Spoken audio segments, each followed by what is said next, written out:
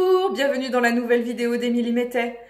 Aujourd'hui, je suis venue vous parler de la pleine lune qui aura lieu le 23 novembre 2018 et qui aura lieu dans l'axe du soleil Sagittaire et de la lune en Gémeaux. Voilà, donc nous achevons ce cycle du Scorpion qui nous a demandé une grande métamorphose, une question de changement et de transformation. Et nous arrivons donc dès le 22 novembre dans le signe du Sagittaire et qui fait la rencontre avec Jupiter, justement, qui est entré dans le signe du Sagittaire en tout début du mois de novembre. Donc, nous voilà dans une pleine lune qui nous demande quelque part d'être dans une forme d'apogée, dans une forme d'épanouissement, dans une forme de gratitude, une forme d'expansion. Alors, après cette métamorphose du Scorpion, nous arrivons dans ce signe du Sagittaire, qui est un signe... C'est un signe relié justement avec Jupiter, c'est un signe de chance, c'est un signe d'expansion, c'est un signe relié à la quête spirituelle, quête intérieure, qui nous permet aussi parfois de voyager physiquement ou de voyager à l'intérieur de nous-mêmes, comme pour mieux se connaître, quelque part être dans cette grande philosophie de la vie, en trouvant un sens à notre existence, un sens aux choses, un sens... à toute l'existence et cet animal qui est représenté par ce centaure qui est à la fois un corps avec des pattes de cheval et un tronc humain qui vient décocher une flèche dans le ciel, une flèche qui ne retombe jamais, signe d'une quête qui quelque part ne s'arrête jamais. C'est vraiment cet archétype quelque part de ce corps animal en fait avec ses besoins instinctifs, reliés à l'animal et en même temps toute cette conscience humaine à partir du tronc, donc à partir vraiment de la conscience qui nous permet justement de relier ce pont entre l'animal, l'humain et d'élever justement cette quête d'élévation reliée avec cette flèche, ce feu du Sagittaire qui est vraiment ce dernier feu, ce dernier signe de feu.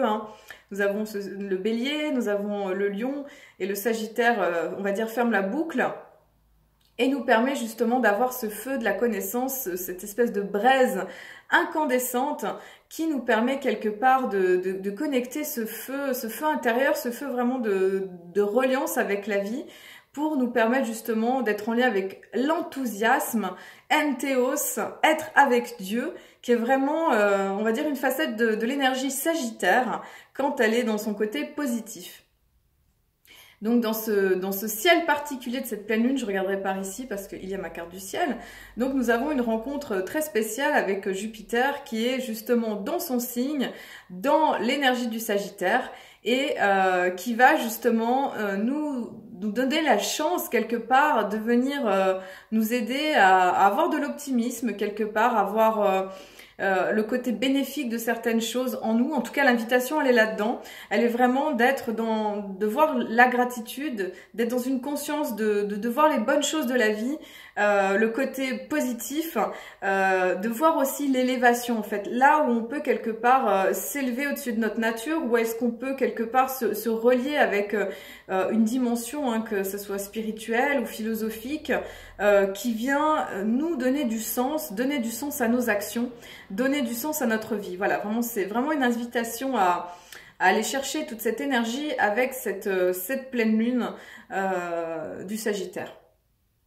À la carte heure de Paris, donc nous avons un ascendant Scorpion qui vient quelque part nous demander encore une fois d'aller chercher cette métamorphose, ce changement, cette capacité de régénérescence, vraiment de mourir et de renaître.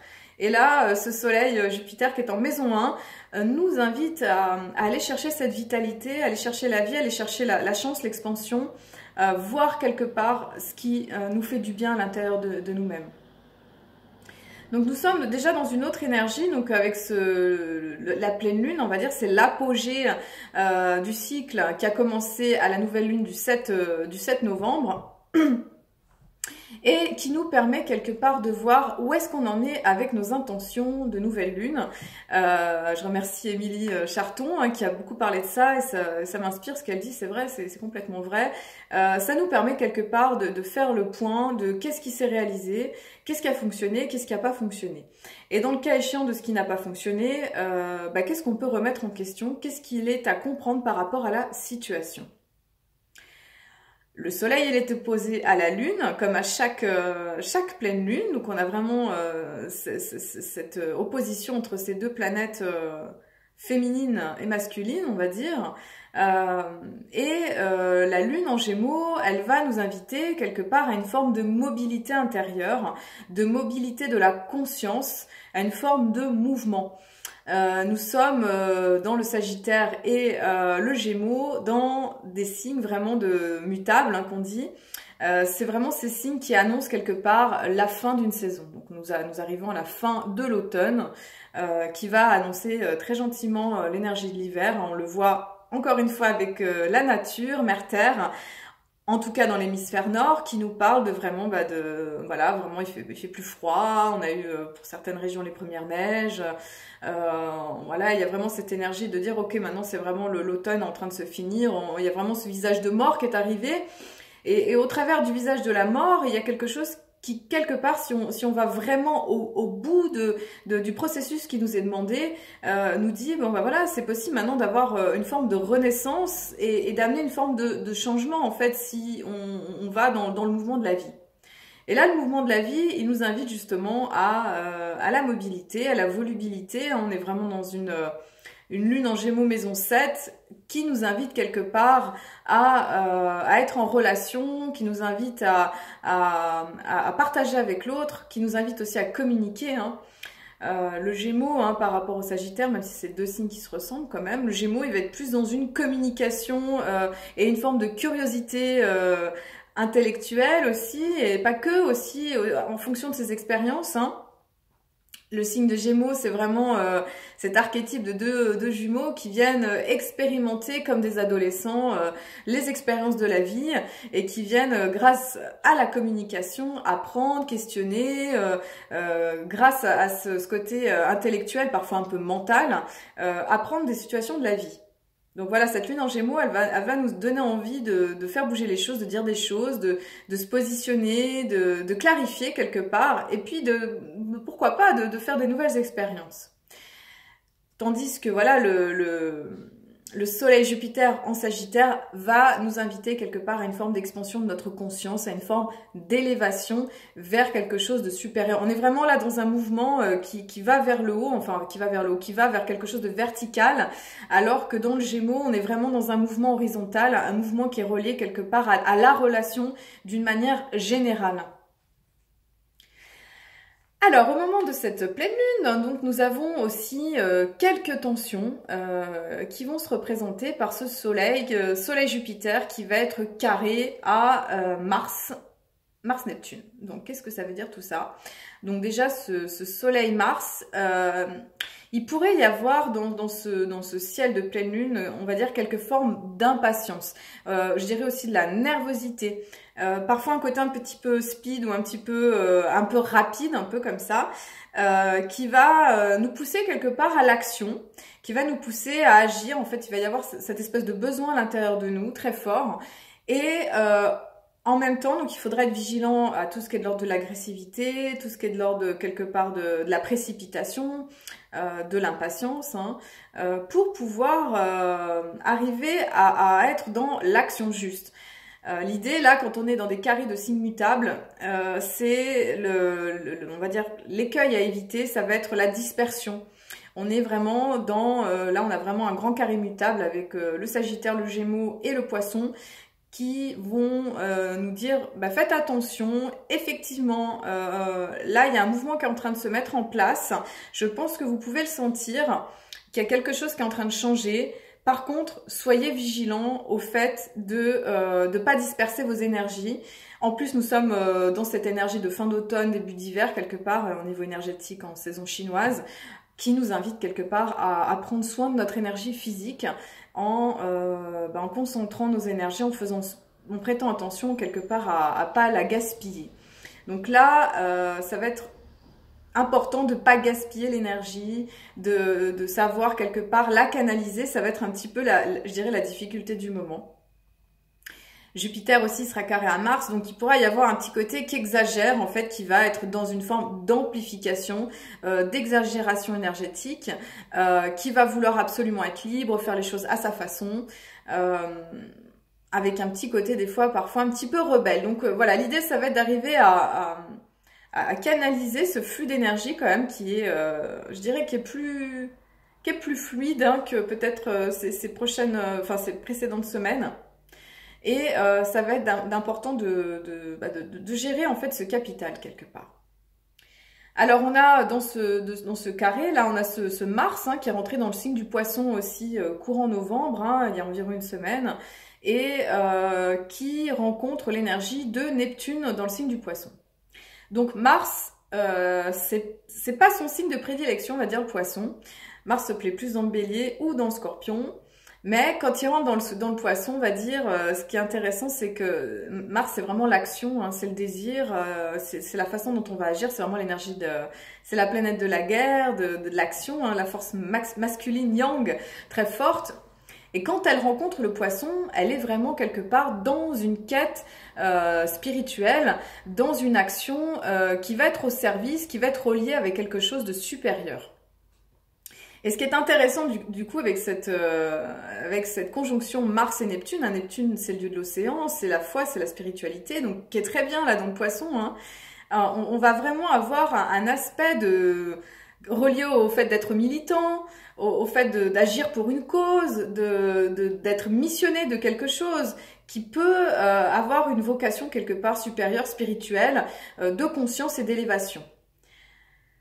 Voilà, donc je pense à tous les mouvements qui ont lieu aussi en ce moment, donc les mouvements écologiques, le mouvement des Gilets jaunes, donc on est en plein dans quelque part ce militantisme, ce prosélytisme, cette envie d'agir au service de quelque chose qui pour nous semble juste, qui nous semble être une cause. Donc voilà, ça va être le côté positif de ce Mars-Neptune. Mais quelque part, comme il est en carré avec le Soleil et avec Jupiter, il va nous dire... Bien, prête attention à ce que cette quête, quelque part, elle soit juste, en fait, qu'elle soit pas qu'en fonction peut-être d'une amplification, une exagération de ta part, ou, comment dire, d'être obtus dans tes idées. Il y a un petit peu cette idée-là, hein, un petit peu d'exagération, quoi, de prêter vraiment attention aux autres, en fait, dans ce moment-là, en fait. Et, parce que ce qui nous semble juste, ce qui pour nous pourrait être vraiment quelque chose de l'ordre d'une inspiration, peut-être que c'est pas la vérité de l'autre en fait. Voilà. Donc ça va être important à ce moment-là de prêter attention à l'effet quelque part que l'on a sur les autres et par rapport à nos idées, par rapport à nos valeurs, par rapport à nos combats, à nos causes. Voilà, et de pouvoir voir qu'est-ce que ça a comme impact sur notre environnement. Mars va se trouver en carré à la Lune, qui est un aspect quelque part un petit peu d'agression, un aspect un peu lié avec le fait d'exagération, de bouillonnement émotionnel, peut-être de colère ou d'agressivité, d'hypersensibilité. Voilà. C'est un moment quelque part où on pourrait être dans une forme d'hypersensibilité et d'hyper-émotionnalité, nervosité aussi. Il y a vraiment un petit peu ce côté un petit peu tendu là qui nous invite à quelque part à temporiser, à réfléchir, à y aller avec plus de douceur, je dirais, dans la façon de faire les choses et de voir quel impact ça a quelque part. Voilà, c'est vrai que c'est intéressant parce que ces planètes-là se positionnent dans la maison 1, la maison 4 et la maison 7, qui sont des maisons vraiment je dirais, de positionnement relationnel et de base intérieure, vraiment de voir où est-ce qu'on en est avec nos bases, comment on se projette avec l'autre, comment on vit notre vérité. Et je dirais que ça va être vraiment de trouver un équilibre dans notre centre intérieur, vraiment dans nos vérités, dans nos besoins, vraiment. Et de voir comment on arrive quelque part à rester focalisé, rester concentré, rester centré en nous tout en partageant nos vérités avec l'autre, sans imposer nos vérités, sans tomber dans une forme de dictature, j'ai envie de dire. Voilà. Mercure est aussi dans cette conjonction avec le Sagittaire, hein, étant Sagittaire depuis le début novembre, donc nous invite vraiment à une chaleur au niveau des pensées, à quelque chose qui est de l'ordre de voir l'unité, de voir un petit peu tout ce qui nous unit, d'avoir une pensée plus philosophe, chaleureuse, qui va rassembler. Mercure sera proche de Jupiter, Soleil-Jupiter, et va nous encourager quelque part à avoir des idées positives. Des idées pleines de courage, pleines de foi. Voilà. Il y a vraiment une idée là d'avoir la foi et que quelque part cette foi, elle puisse un peu l'image que j'ai, c'est transpirer, goûter comme ça entièrement en fait de notre mental, de notre spiritualité, vraiment d'avoir foi en la vie. Parce que c'est vraiment cette invitation du Sagittaire, puis du moment aussi qui est là, d'avoir notre façon de penser bien à nous, mais que cette forme de pensée, quelque part, elle puisse nous quelque part, nous aider, nous soutenir hein, dans ce processus de la vie, dans ce processus de confiance, de pensée positive, de pensée ou de vibrations même positives, pour pouvoir quelque part incarner, vibrer, attirer un peu plus ce que l'on souhaite dans notre vie. Voilà, faut voir les choses se manifester parce que c'est notre vérité, parce que plus on va vibrer haut, plus on va vibrer fort, plus on va être dans cette forme de joie, d'enthousiasme, théos, hein, vraiment être avec Dieu, plus on va quelque part connecter les vérités supérieures et attirer à nous ce qui va nous permettre d'évoluer, de gagner en énergie, vraiment. Donc il y a aussi un encouragement à cet endroit-là. Donc Saturne est toujours en trigone avec Uranus, hein, cet aspect très sympathique en Terre, hein, Saturne Capricorne et Uranus, bon là il est passé dans le Bélier, mais il y a vraiment cette énergie de l'alliance de l'ancien et du moderne qui se réunit à l'intérieur de nous, qui vient nous soutenir aussi pour qu'on puisse amener des changements dans la matière, dans le concret, pour que ça puisse aussi bouger, pour qu'on puisse être en confiance avec ce qui est amené là en fait. Voilà, donc on a aussi Vénus qui est repassée donc dans le signe de la Balance et surtout qui est repassée direct, dans le 16 novembre et qui nous invitait quelque part à faire tout un travail par rapport à nos relations affectives, par rapport à la manière d'aimer, à la manière d'être en relation avec l'argent, avec la sexualité, la sensualité, avec des mémoires anciennes, hein, je dirais pour certains, parce que cette Vénus qui est en Scorpion, elle est venue vraiment nous faire travailler sur certains archétypes. Et là, elle est retournée dans son signe de prédilection, qui est la Balance, et vient nous montrer comment on aime, comment on est en lien de manière affective avec les autres. Mais surtout, elle est encore en aspect avec Uranus, hein, c'est un aspect qui dure depuis déjà quelques temps, quelques mois, et peut nous créer des surprises dans le côté affectif, dans le côté relationnel. Surprises dans le sens de relations en fait qui peuvent être surprenantes, qui peuvent quelque part nous emmener dans des endroits que l'on n'avait pas prévus. C'est-à-dire des rencontres ou des retrouvailles ou même des situations où il va y avoir des surprises, où il va y avoir des changements pas attendus et qui vont nous montrer des fois des surprises en fait. Avec Uranus, on a vraiment cette idée de surprise pour qu'on puisse quelque part...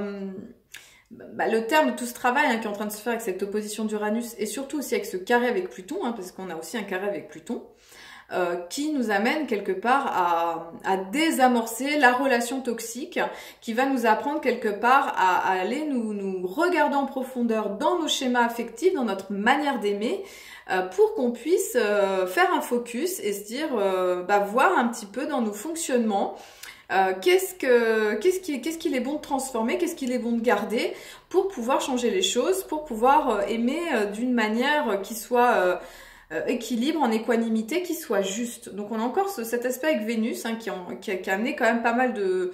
qui a pu amener des tensions, qui a pu amener des révélations, qui a pu amener des changements de situation. Pour certains, ça peut être des ruptures aussi. Voilà, donc c'est vraiment un moment où je dirais, sur le plan affectif, c'est pas tout calme, c'est pas tout détendu, ça passe vraiment au tamis de certaines confrontations et comment dire, c'est tout ça, c'est pour nous aider à régler les choses quelque part, pour voir les questions qui sont restées en suspens. Vénus, elle est en bon rapport aussi avec la Lune et va amener une énergie quelque part de communication, de douceur, de relation. Il va y avoir cette invitation quelque part à rechercher le lien, le dialogue aussi. Donc nous avons le nœud nord aussi qui est dans le signe du Cancer et dans la maison 9. Donc on a fait cette bascule en tout début du mois de novembre, hein, et ça pour 18 mois, je vous l'avais expliqué dans la précédente vidéo. Et nous sommes invités là, pendant 18 mois, à prêter attention à nos sentiments, à ce qu'on ressent, notre vie intérieure, notre vie intime, que ce soit sur le plan de la famille, que ce soit sur le plan vraiment de ce que l'on ressent dans notre partie vulnérable. Vraiment, ça va être de prendre soin de nos parties vulnérables, nos parties enfants, de cette douceur et de prendre soin de notre cocon, hein, cocon intérieur, cocon maison, nos besoins, c'est quoi nos besoins à ce moment-là, et d'être vraiment, d'aller chercher nos parties vulnérables quelque part, d'aller prendre soin en fait de ce que l'on a vraiment besoin, et de pas que s'attacher, hein, ce notion dans Capricorne, hein, qui nous invite à être beaucoup dans le travail, dans le côté professionnel, le côté sérieux, le côté compétent. L'invitation, elle va être de changer les choses et de quelque part prendre soin de nous, de se donner vraiment de la douceur. Voilà. Et le nœud nord, il se trouve en maison 9. Et dans cette maison 9, il y a une idée quand même de philosophie très sagittaire, hein, très jupitérienne. On trouve son cocon, son foyer, on se donne de la douceur, mais tout en élevant sa conscience, tout en amenant quelque part une envie d'aller plus loin, une envie d'aller plus haut, de s'élever en fait, un terme d'élévation. Voilà, donc l'idée de ce focus de cette pleine lune, il est aussi là, dans le fait de s'élever, dans le fait de voir les choses sous un autre biais en fait. Il y a l'aspect aussi Mercure carré à Mars aussi, donc il peut y avoir aussi des petites tensions au niveau de l'expression, au niveau de la communication, surtout que Mercure est rétrograde, hein, dans cette période, qui peut créer alors des pannes informatiques, des pannes un peu électroniques parfois, hein, pas toujours, certains retards au niveau de la communication, certaines choses qui vont prendre un petit peu de délai, un petit peu de temps. Qui va nous inviter à revoir un petit peu les choses dans comment on les formule, de comment on les dit, comment on les communique. Et c'est vrai qu'on est dans cette pleine lune qui est pas mal en lien avec le Gémeaux et qui nous invite quelque part à bien dire les choses, à bien clarifier en fait. Voilà, c'est un moment pour clarifier, c'est un moment pour mettre de l'eau dans son vin, c'est un moment aussi pour dire les choses avec du sentiment, relié avec notre cœur. Et en prêtant attention à pas être trop dans de l'agressivité, de pas surinterpréter les situations. Voilà, donc voici une pleine lune quand même qui est assez, je dirais, intense, qui nous invite à un changement intérieur, qui nous encourage quand même à amener du changement, à amener de l'énergie, comment dire, à rester accroché, rester conscient de nos valeurs, de ce qui est important pour nous, de pouvoir manifester ça pour se donner vraiment beaucoup de douceur, beaucoup d'amour et beaucoup d'opportunités de croissance, je dirais. Voilà, pour le calendrier Maya, donc nous sommes dans la lune numéro 5, la lune harmonique, qui est en lien avec l'énergie du Pan, du 15 novembre jusqu'au 12 décembre. Donc on est vraiment dans une lune qui nous invite à nous déployer, qui nous invite à faire la roue comme cet animal magnifique qui a plein d'yeux comme ça, enfin des yeux en fait dans toutes les plumes, dans ces petits yeux qui sont là, et qui nous invite à prendre les commandes pour être vraiment dans notre rayonnement et dans notre pouvoir. Là, nous sommes dans l'onde enchantée, dans le cycle qui nous permet de nous guérir, donc de la main bleue, qui est une énergie de l'Ouest, qui est une énergie de transformation et de guérison, depuis le 21 novembre jusqu'au 3 décembre. Donc on est vraiment dans une phase là qui nous demande de nous connaître, de nous compléter, d'aller chercher la guérison aussi, c'est l'archétype de la guérison, du guérisseur, de la guérisseuse. pour pouvoir compléter ce qui a besoin en nous d'être complété, d'aller guérir, d'aller prendre soin de nos aspects intérieurs qui ont encore besoin de se guérir ou de soins, hein, d'aller se soigner, d'aller faire les choses qui nous font du bien quelque part pour mieux se connaître. Et du 4 décembre jusqu'au 16 décembre, nous serons dans l'onde enchantée du soleil jaune qui va nous inviter à un rayonnement, un déploiement de soi, vraiment cette énergie du sud qui est en lien avec la maturation, une énergie de plénitude et une énergie surtout avec le soleil. Le soleil, c'est le dernier signe dans le calendrier Maya, c'est un archétype qui est relié à l'amour inconditionnel, au divin. C'est vraiment l'achèvement, c'est quelque chose qui est de l'ordre du bonheur, de l'amour, vraiment, du rayonnement intérieur. Donc c'est vraiment, ça va être l'encouragement à aller chercher, à déployer nos ondes intérieures et chercher cette plénitude, vraiment goûter cette plénitude qui peut nous faire du bien et qui peut nous encourager à être des vrais soleils d'amour pour nous, pour les autres, pour la vie et pour toutes nos relations. Voilà, écoutez, je vous souhaite une très belle pleine lune. Je vous encourage à poser vos intentions, vos rêves de pleine lune, de demander aussi à la lune, hein, vraiment, avec l'ange Poyel, qui est vraiment cet ange relié à la pleine lune, qui nous entend, qui nous écoute, et de continuer à faire vos demandes et puis faire le point un petit peu de là où vous en êtes par rapport à votre chemin, par rapport à vos intentions. Je vous souhaite vraiment un très très beau moment et puis je vous dis à très bientôt et à très bientôt.